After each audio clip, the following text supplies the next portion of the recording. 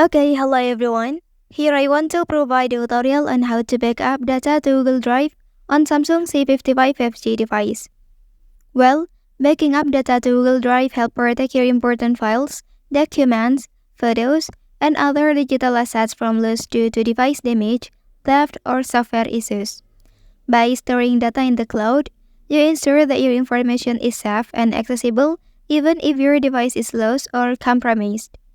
Okay, so let's go to the tutorial. To initiate the data backup process on your device, start by opening the settings. Okay, next scroll down. And here select the accounts and backup option. Well, within this section, locate and click on the backup data feature. And here you can choose the specific data you want to back up, such as videos, photos, or other essential information stored on your device. Okay, after selecting the data to back up, then click Confirm and grant the necessary access permissions to your media. Proceed by selecting the preferred network connection, either Wi-Fi or mobile data.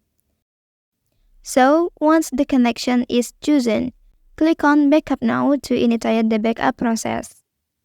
Well, that's the tutorial on how to back up data to Google Drive on Samsung C55 5G device. If you are helped by this video, don't forget to like and subscribe to get other information from this channel. Thank you.